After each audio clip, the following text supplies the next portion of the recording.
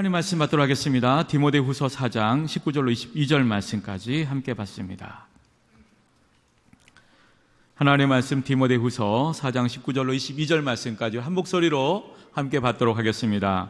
브리스가와 아굴라와 및 오네시보로의 집에 문안하라. 에라스도는 고린도에 머물러 있고 드로비보는 병들어서 밀레도에 두었노니 너는 겨울 전에 어서 오라. 으블로와 부데와 리노와 글라우디아와 모든 형제가 내게 문안하느니라.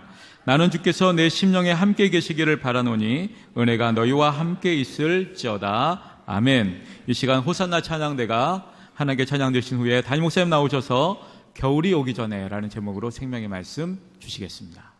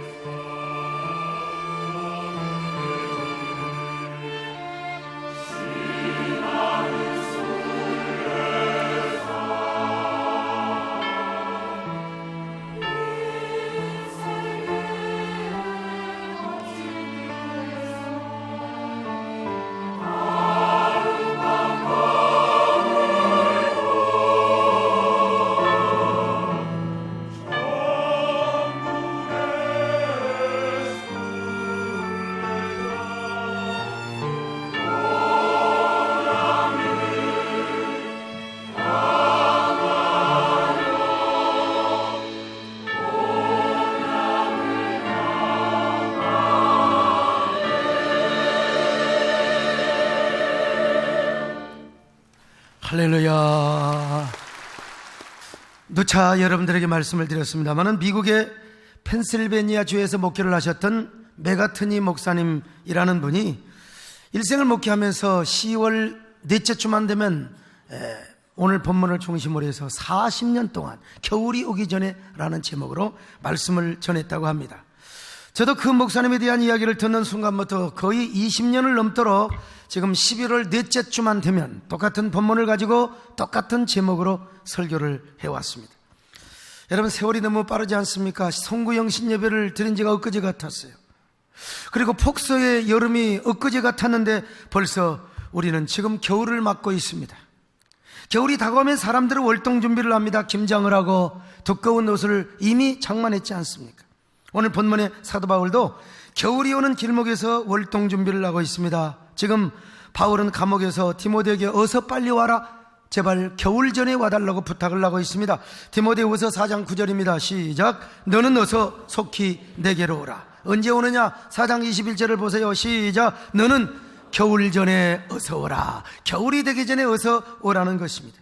바울은 복음을 전하다가 참 무고하게 감옥에 갇혀 있습니다. 그래서 로마 황제로부터 사형언도를 받고 감옥 안에서 사형 날짜를 기다리고 있어요. 근데 이제 가을이 지나가고 겨울이 곧 다가오고 있더란 말입니다.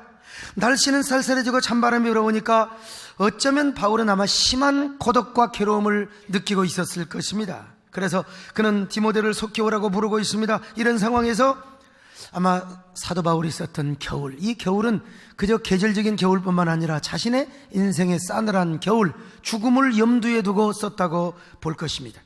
왜냐하면 그에게는 순교의 때가 지금 성큼성큼 죽음의 때가 다가오고 있어요.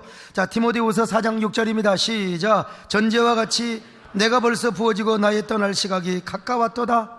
여러분, 바울에게 지금 죽음이 성큼성큼 다가오고 있어요. 그런 것처럼 우리 인생도 언젠가 인생의 겨울을 맞이하게 되는 겁니다. 그래서 오늘도 우리는요, 세월의 흐름과 함께 시계 소리가 똑딱똑딱 날 때마다 우리는 전력 질주합니다. 어느 곳을 향하여? 죽음의 종착역을 향하여 말이죠.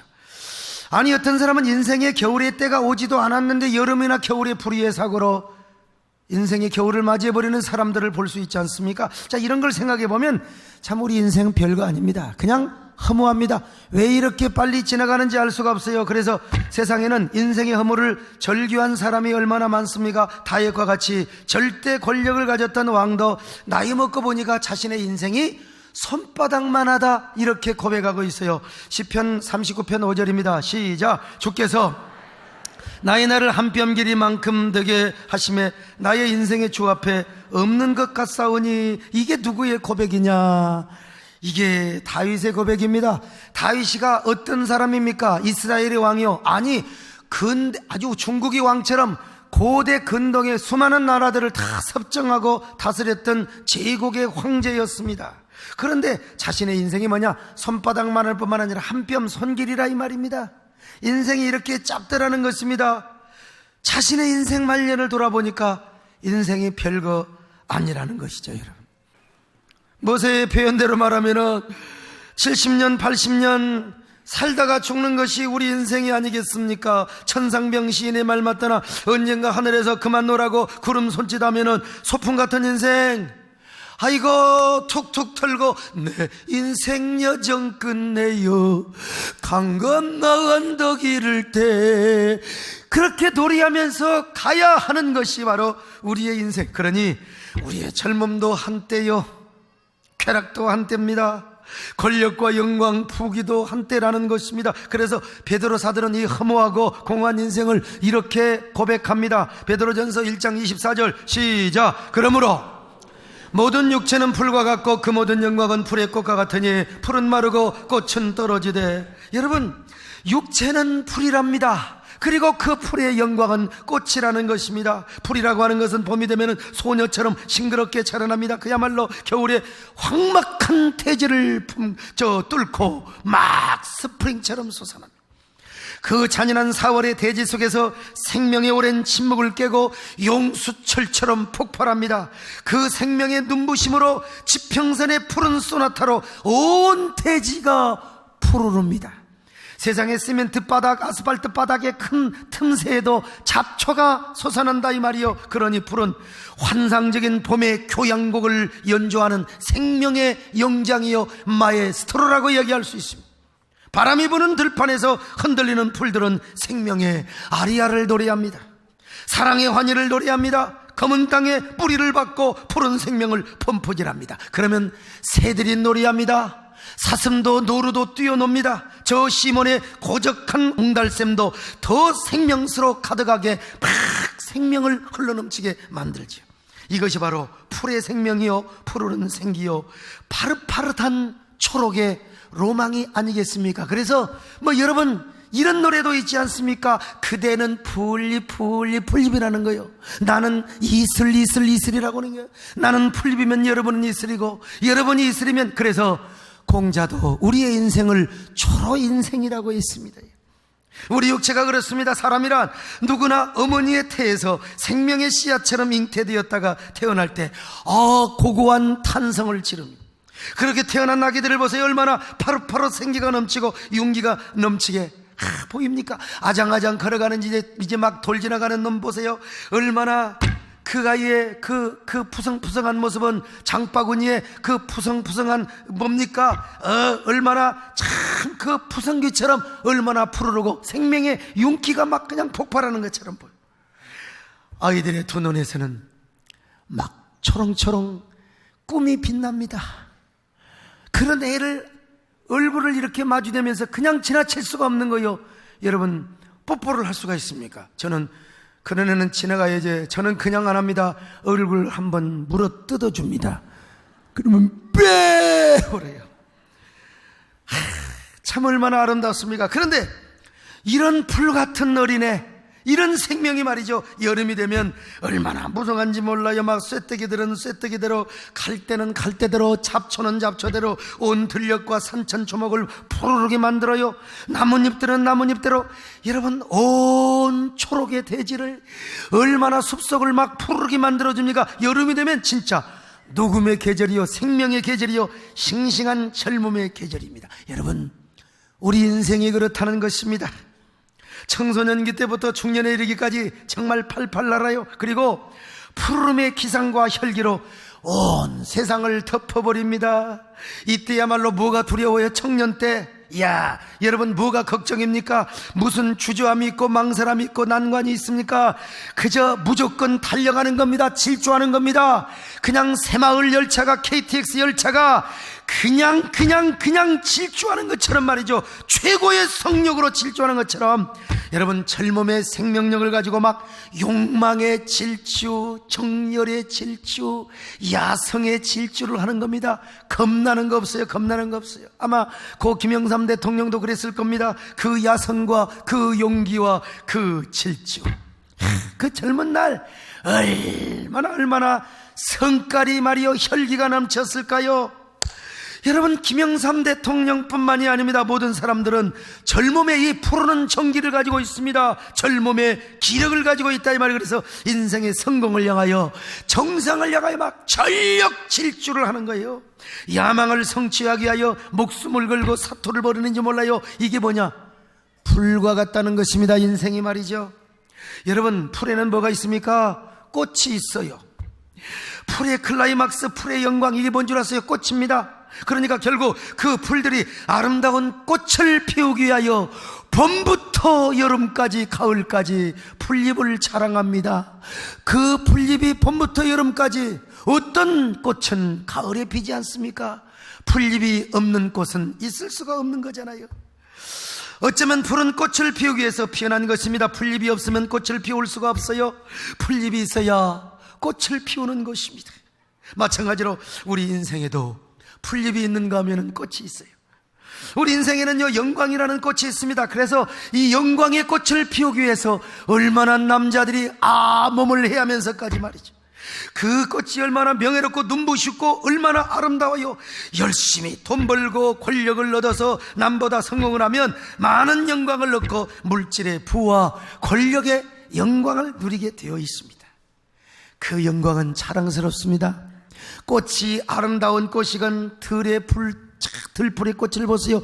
어떤 꽃인지는 몰라도 여러분 봄녘에 가을녘에 우리가 등산을 하면서 이름 모를 들풀의 꽃을 보면서 그 꽃을 보면은 진짜 환상이고 신비고 아름다움이에요. 인생 다 그렇습니다. 대통령만 영광입니까? 다 인생이라면 젊음에 그리고 나름대로 다 여러분 조그마한 하다못해 임대 아파트만 탁 받아가지고 이사를 가도 너무나 좋아서 세상에 감상금을 하는 사람을 봤어요.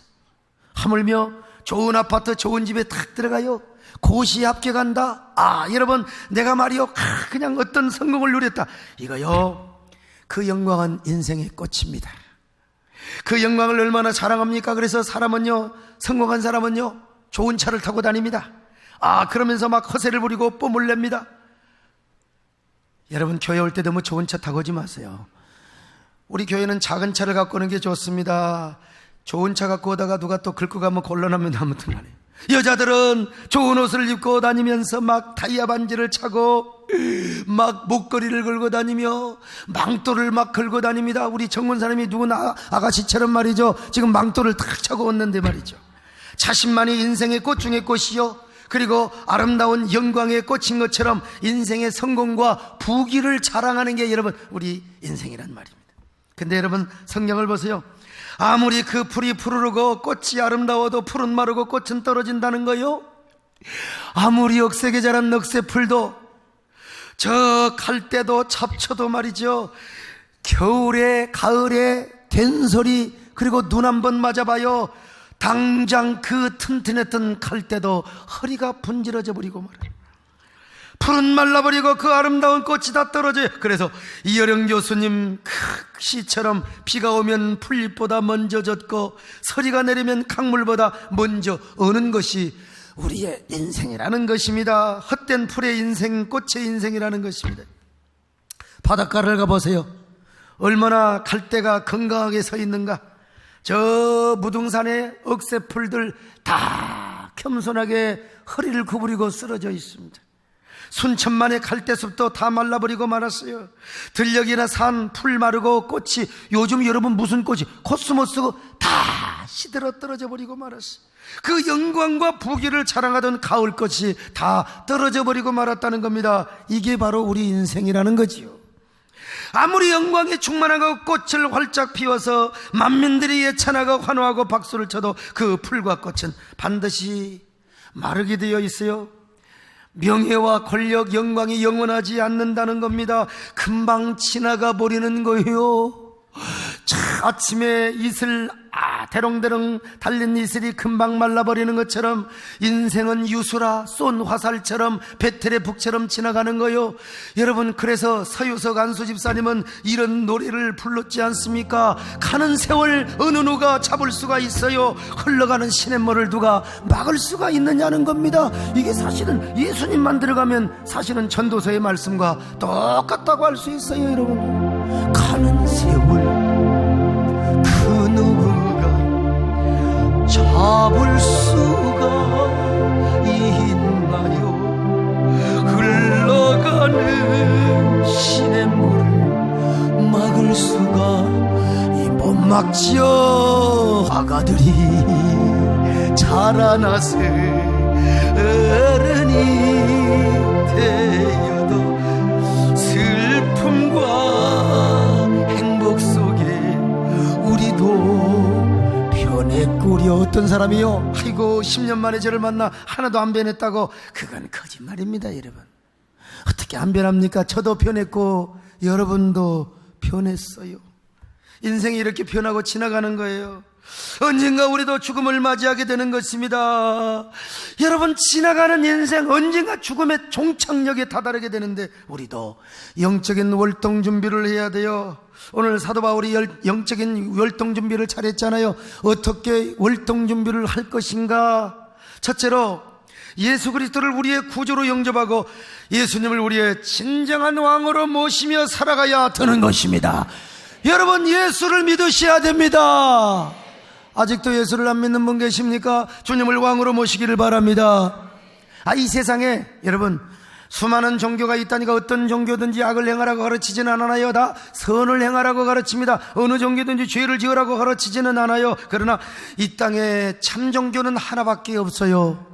그 참 종교는 두 가지를 해결해 줘야 되는데, 우리의 죽음의 문제를 해결해 줘야 되고, 또 하나는 뭐냐? 우리의 죄 문제를 해결해 줘야 합니다. 여러분, 누가 우리의 죄 문제, 죽음의 문제를 해결해 주었습니까? 나는 아무리 봐도 우리의 죄 문제와 죽음의 문제를 해결할 분은 오직 예수님밖에 없습니다. 여러분, 예수님은 원래 하나님의 아들이셨어요. 그런데 하늘의 영광과 모든 위엄을 버리시고 이 땅에 사람으로 오셨습니다. 그래서 오셔서 말씀하셨어요. 소자야, 너의 죄가 사하여졌느니라. 여러분, 예수님은 우리의 죄를 사해 주시기 위하여 십자가에 죽으셨습니다. 여러분, 그 십자가의 보혈이 온 인류의 강물처럼, 바다처럼 넘실거려 그 보혈의 강물에 빠져들거나 그 보혈의 강물이 우리의 영혼을 엄몰하는 사람, 죄 문제가 해결된 사람입니다. 죄를 용서받은 사람입니다. 그러니까 예수의 피는 아무리 강조해도 절대로 지나치지 않습니다. 오늘 우리는요, 예수님의 보혈을 그래서 찬양하며 우리의 죄사함과 구원받음을 노래하지 않습니까? 다이의 죄.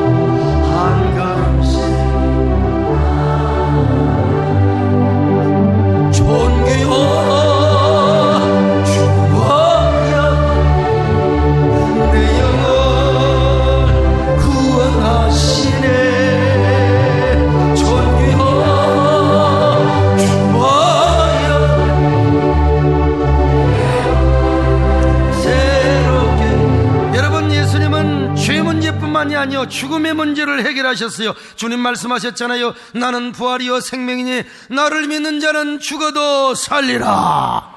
장사된 지 사흘 만에 죽음의 법칙을 깨뜨리셨습니다.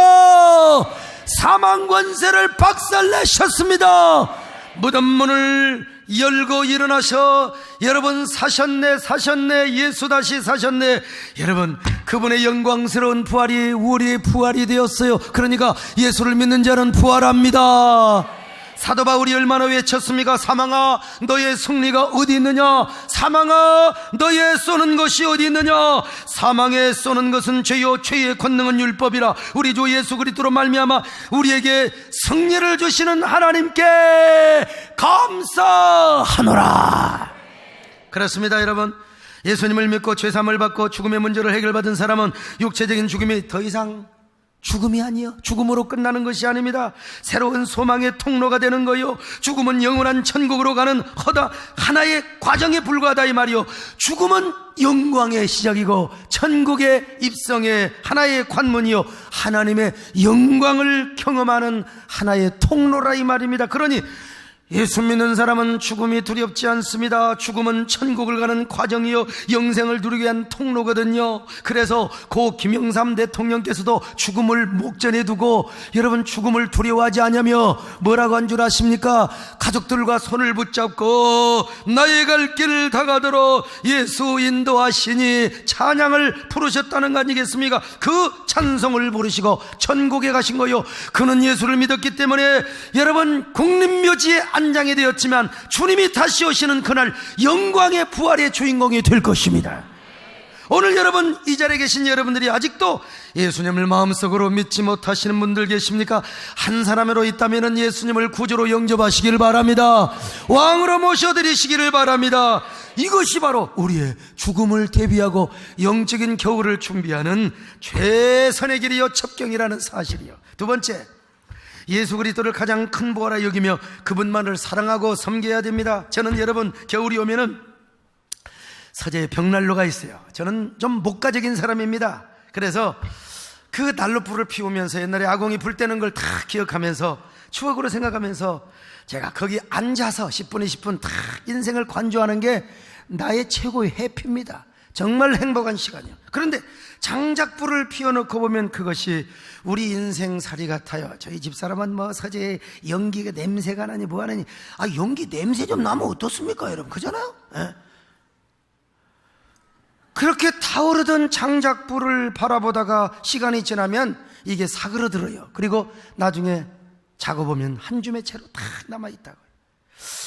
그래서 제가 가끔 그 모닥불 앞에서, 난로불 앞에서 이런 노래를 부르는 겁니다. 뭐 이거 그냥 인생 이야기 아닙니까? 모닥불 피워놓고 마주 앉아. 근데 할 사람이 없어. 마누라는 집에 있고 말이죠. 우리 둘의 이야기는 끝이 없어라. 근데 이게 중요한 게 아니요. 그 다음이 중요합니다요. 인생은 연기 속에 죄를 남기고 말없이 사라지는 모닥불 같은 거. 모닥불 같은, 여러분이나 저나 지금 다 난로불이고 모닥불입니다 사실은요. 그래서 뭐 그런 얘기가 있잖아요. 젊은 놈들은 말이요 10대는 그게 성냥불이요. 성냥불 새참한 것도 불이 나요. 그냥 뭐 20대는 장작불이요. 이게 30대가 모닥불입니다. 모닥불. 참 이 40대는 무슨 불이더라? 연탄불이래요. 연탄불.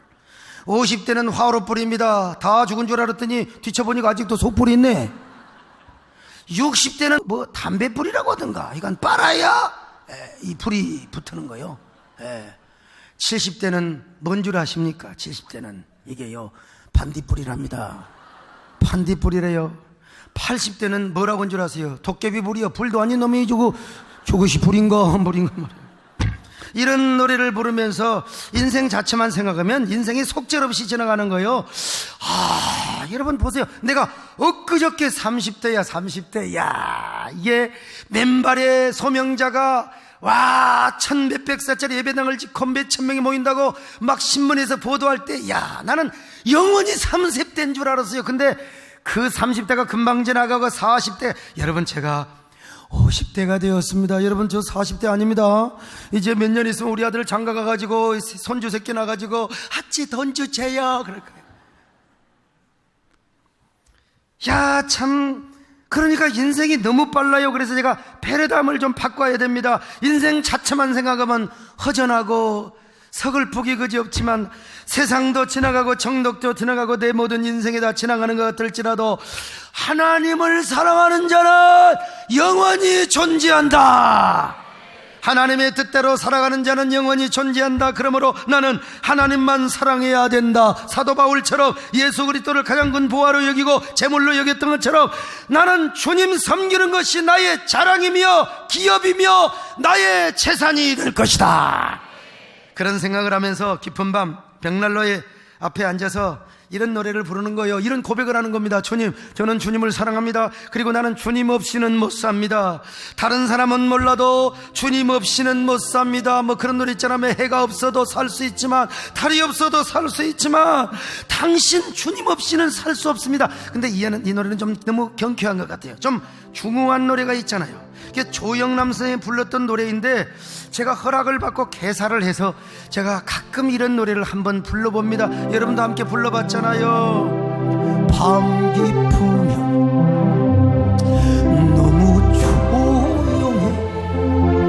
잿도 보면 너무 이런 밤을 경험해 보셨어요? 불을 끄면 너무 외로워. 누가 내 옆에 있어요? 주님 내 곁에 있으면 좋겠네. 이 세상 주님 없이 어이 살 수 있나요?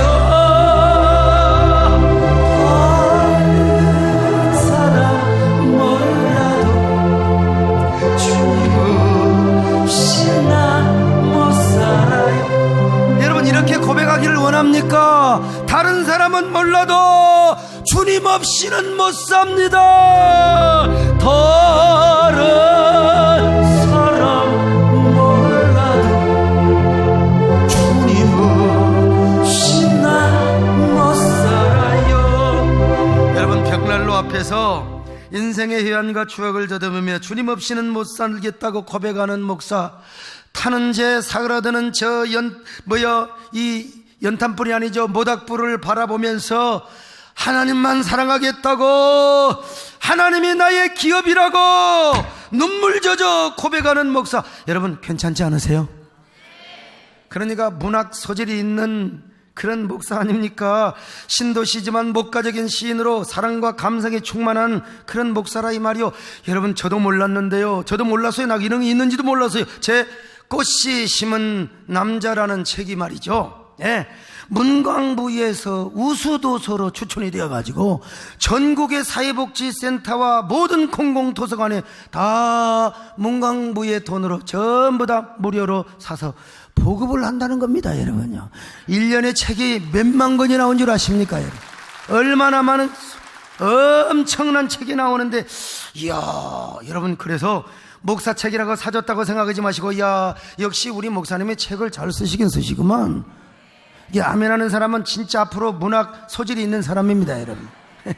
어쨌든 간에 그렇습니다. 주님을 사랑하는 것만이 나의 부와요 재산입니다. 주님을 섬기는 것만이 영원한 우리의 기업임을 믿으시기 바랍니다.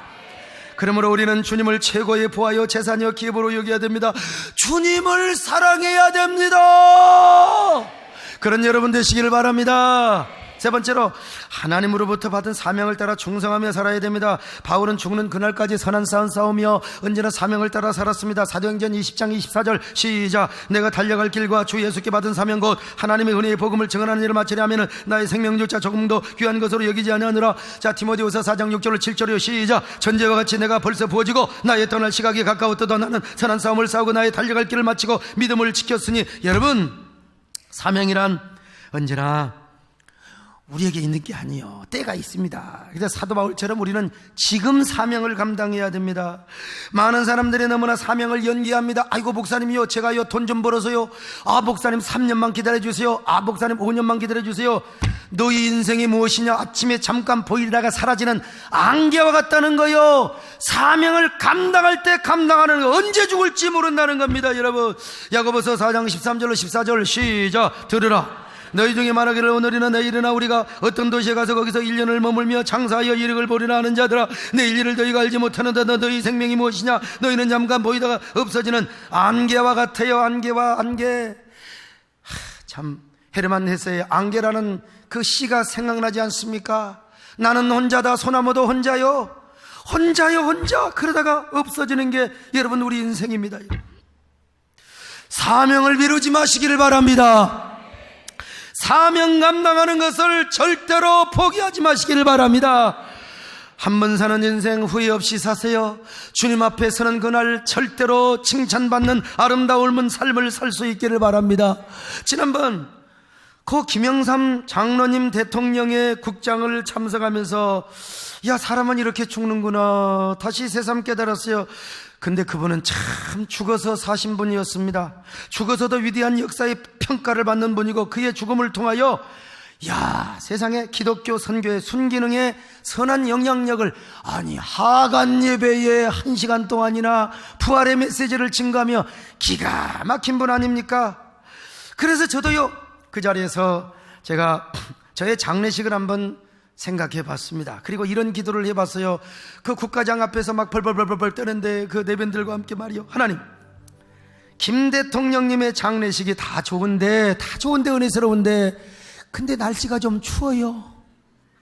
그러니 저는 따뜻한 봄이나 가을에 죽게 하여 주시옵소서.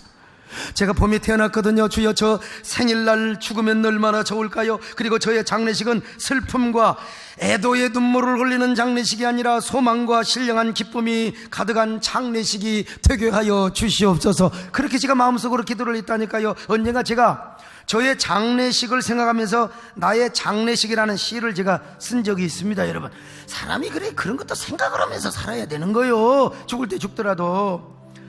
한 점 부끄러움이 없기 위해 오랫동안 그날을 준비해 왔다. 내 장례식 날은 내 생애 최고의 날이요, 이 땅에서 가장 큰 성공을 이룬 날이니 내 영정사진은 사자오를 토해내던 사진으로 해지워. 어떤 사람은 장례식에 사진이 없어갖고 영정사진을 100일 사진으로 걸어놨다는 거야. 나를 위해서는 찾아와 주지 않아도 되고, 그러나 내 가족들은 꼭 위로해 주기를 바라. 부디 울지는 말아줘. 나처럼 행복하게 살다 죽은 사람이 어디 있겠소. 재미있는 조크가 더 어울릴 거야. 나의 죽음은 한 줌의 채로 만들어 양지 바른 소나무 아래에 묻어줘. 내가 성이 속아니까 소나무 밑에 묻어야지. 거기서도 가슴 설레이며 부활을 기다리겠어. 나는 죽지만 믿음으로 말을 할 거요, 믿음의 항해가 참으로 행복했노라고.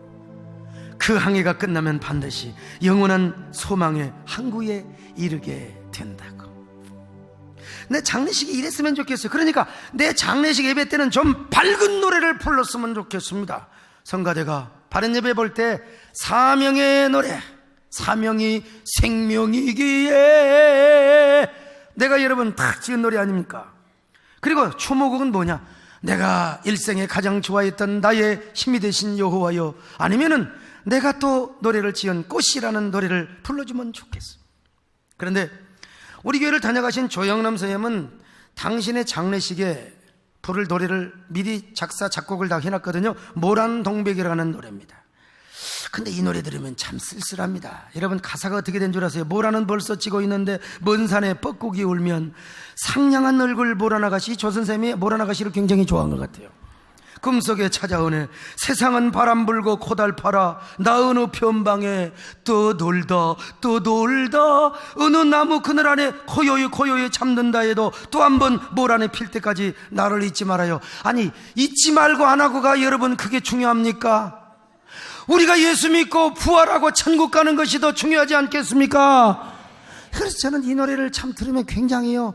그래서 조 선생님은 노래를 부를 때 그냥 앉아가지고 KBS 어디 뭐 열린 음악회인가 어디서도 보니까 막 앉아가지고 그냥 자기가 죽었다고 생각하면서 막 불도 끄라고 그러고, 너무 구슬퍼요, 여러분. 이게 우리 인생이라는 겁니다, 여러분. 이게 인생이요. 그래서 저는 조영남 쌤의 허락을 받고 가사를 이렇게 한번 고쳐봤습니다. 그랬더니 영락없이 순례자의 노래요, 영락없는 전도자의 사명자의 노래가 되어버리고 말았어요. 저는 우리 조영남 쌤이 좀 남진 쌤처럼 좀 예수 좀 잘 믿으면 좋겠습니다. 정말 잘 믿으면 좋겠어. 전도도 좀 했으면 저한테 뭐라고 하는지, 우리 교인들 앞에서 목사님은 왜 이렇게 막대 처먹게 생겼느냐고 말이죠. 여연구 집사님한테는 저 소도둑놈 같은 놈이라고 말이죠.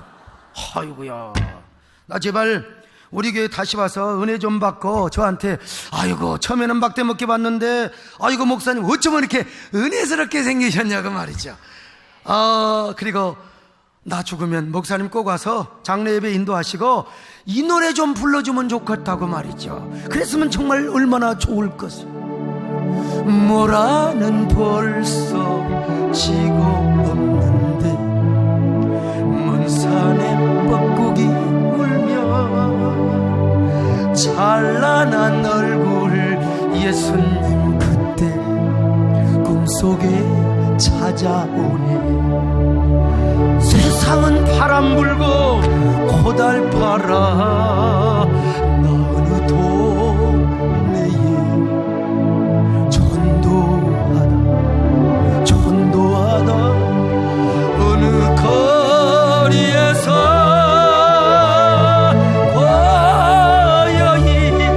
고요히 잠든다 해도 또 한 번 주께서 힘주시면 사명 감당하렵니다.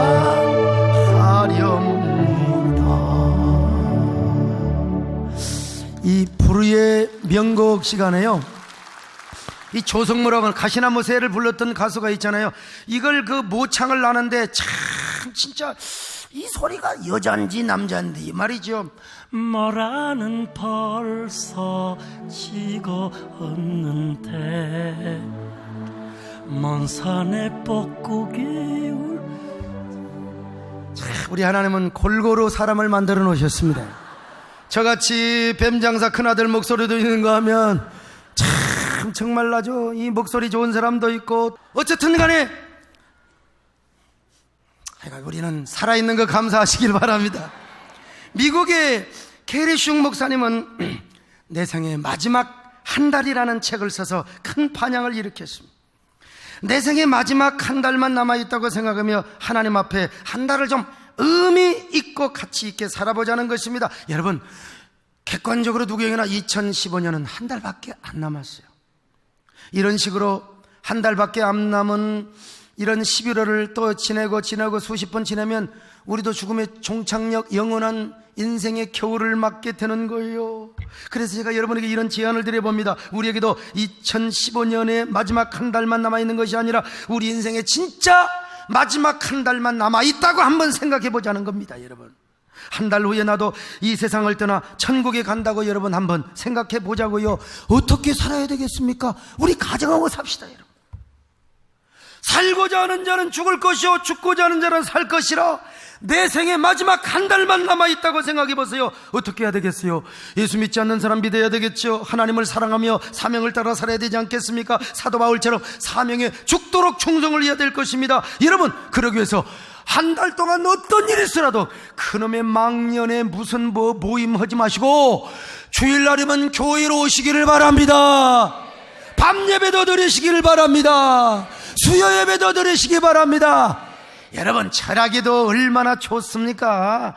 아니, 뭘 노래방을 갑니까? 철학에도 와서 함께 찬양하고, 여러분, 인생을 좀 젊음 넘치게 살아야 될 거 아니겠어요? 여러분, 열심으로 한 달 동안 전도하십시다. 전도하십시다. 여러분, 전도하십시다. 다음 주일은 3차 총동원입니다. 더 그 다음 주에는 4차 총동원입니다. 여러분, 어쩔 겁니까? 한 달만 삼는다고 생각하는 거요, 한 달 남아있다고 생각하는데 뭘 못하겠습니까? 여러분, 밀린 헌금이 있습니까? 11조 때 먹었나요? 마지막 한 달 동안 잘 들으시기 바랍니다. 마지막 한 달 동안 정말로 봉사하시기를 바랍니다. 후회 없는 삶을 사시기를 바랍니다. 월동 준비를 잘 하시는 저와 여러분 되시기를 주의 이름으로 축원합니다. 하나님 고맙습니다. 마지막 한 달을 남겼다고 생각합니다. 주님, 내 인생의 겨울을 그렇게 준비하게 하여 주옵소서. 예수님의 이름으로 기도드리옵나이다. 아멘.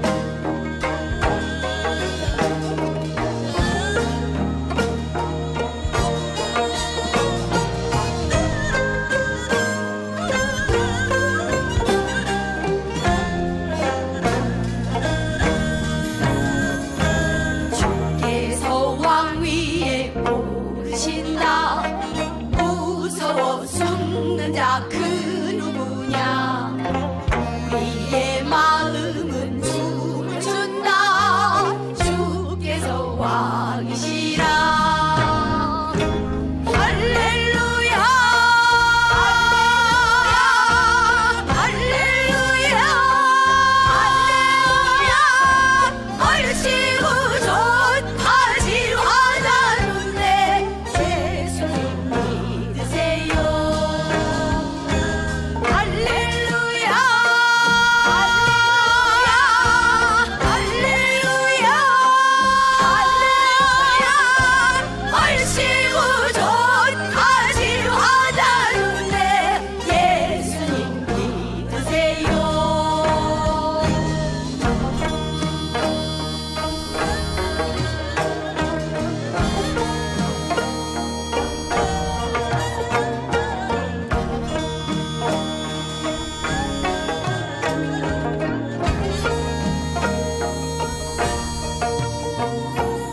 주께서 왕이시라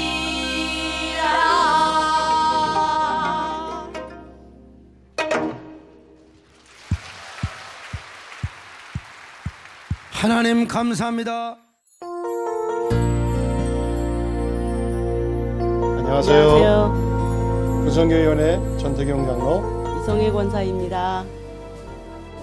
35년의 군선교와 함께한 군생활을 마치고 섬길 교회를 찾아 기도하던 중 하나님께서는 저희 부부를 새 에덴 교회로 인도하셨습니다. 몇 달간 예배에 참석하며 소강석 담임 목사님을 통해 주시는 은혜로운 말씀에 깊이 빠져들었습니다. 그리고 군에서 모시던 이철희 장로님을 통해 등록을 했고 군 선교위원회를 섬기게 되었습니다. 군은 대한민국 국가 수호와 국토 방위의 의무를 다하도록 젊고 학력과 건강, 확실한 신분으로 인정받아 부름에 순종한 이들에게만 허락된 곳입니다. 그렇기에 우리는 이곳을 전도의 황금 어장이라고 부릅니다. 그러나 군에는 우리 기독교뿐만 아니라 천주교, 불교, 3대 종교 외에도 원불교가 포교 활동을 하며 통일교와 이만희, 안산홍 등 이단 종파까지도 끊임없이 진입하고 있습니다. 심지어 무교와 해외 파병지에서는 이슬람까지 이들을 공략하려 합니다. 군교회에서는 신병교육 입소 때부터 장병들을 부모의 마음으로 섬기려고 하지만 공식 석상에서 전도는 제약을 받으며 아직도 간식이 무엇냐에 따라서 장병들의 종교가 결정되고 예배에 참석하는 인원수가 좌우되는 것이 군선교의 한 면입니다. 그런데 다행히도 우리 새 에덴 교회는 소강석 담임 목사님을 통해 실천적이고 실제적인 눈으로 볼 수 있는 군선교의 모델을 실천하면서 너무나 잘하고 있었습니다. 새 에덴 교회 군선교위원회는 10여 명의 자원하는 청년부 교사들과 군선교 회원들이 세 곳의 미자립 대대급 부대 교회를 양육하고 지원하며 섬기고 있습니다. 담임 목사님의 군선교의 아낌없는 지원에 힘입어 승리부대 철책 경계 부대와 철벽부대 해안 초소부대의 북카페를 2개나 기증하여 소그룹 기도처와 장병 자기개발 학업 증진 및 휴식 공간으로 잘 활용되고 있습니다. 더불어 강원도 최전방 철책을 담당하고 있는 안보의 최선봉 청성부대 지역에 우리 새 에덴 교회가 돌격 새 에덴 교회를 헌당하게 되었습니다. 저는 많은 꿈을 가진 우리 젊은 장병들이 군에서 하나님을 만난다면 우리나라는 살 수 있다고 믿고 있습니다. 모든 사람들이 힘들고 어려울 때 하나님을 찾듯 장병들도 훈련과 군복무에 힘들어 지칠 때에 꼭 하나님을 만나고 찾을 수 있게 해야 합니다. 학업과 취업의 중압감에서 지금까지는 구원과 전도의 기회조차 주어지지 않았던 젊고 희망을 지닌 우리 아들, 딸들이 군인 교회에서 꼭 하나님을 만나야만 합니다. 지난 10월 성도님들이 기도와 헌금으로 기공 감사 예배를 드린 후 돌격 세eden 교회의 성전 건축이 시작되었습니다. 그래서 군선교위원회에서도 조금이나마 성전 건축에 힘을 보태고자 바자회를 열었습니다. 바자회에서 떡볶이와 어묵, 바지를 판매했는데 주일학교의 한 어린이가 어묵이 비싸다며 사 먹지 말자는 것입니다. 그래서 그 아이에게 내가 사는 이 어묵값으로 우리 교회에서 군인 아저씨들이 예배할 수 있는 군교회를 짓는단다. 군인 아저씨들은 예배할 곳이 없어서 하나님을 못 만난대. 그래서 우리 교회에서 교회를 지어주려고 힘을 모으는 거야. 내가 사는 이 어묵이 군인교회 벽돌 한 장이 되는 거지. 이 말을 듣고 그 아이는 기쁜 마음으로 바자회에 동참해 주었습니다. 이렇게 온 교우들이 기쁨으로 함께 참여함으로 200여만 원의 후원금을 건축원금으로 드릴 수 있게 되었습니다. 모든 성도님들께서 십시일반 헌신해 주신 덕분에 올해 연말쯤에는 돌격 세eden 교회가 헌당됩니다. 그곳에서 자유롭게 하나님을 만나며 마음껏 하나님을 기뻐 찬양할 그 장병들의 얼굴이 눈에 선합니다. 그리고 나라와 민족을 살리는 하나님의 일꾼들이 많이 양육될 수 있다는 생각에 다시 한번 가슴이 뜨거워집니다. 작은 불꽃 하나가 큰 불을 일으키듯 세eden 교회의 군선교를 통해 몸과 마음, 시간과 작은 물질을 우리 세eden 성도님들과 함께 감당할 수 있어 감사할 뿐입니다. 이 일에 우리 세eden 교회 소강석 담임 목사님과 군선교위원장 이철희 장로님 지휘를 따라 성도님들과 더불어 세eden의 군선교회가 함께 할 수 있게 된 것에 더욱 하나님께 감사와 영광을 드립니다. 감사합니다.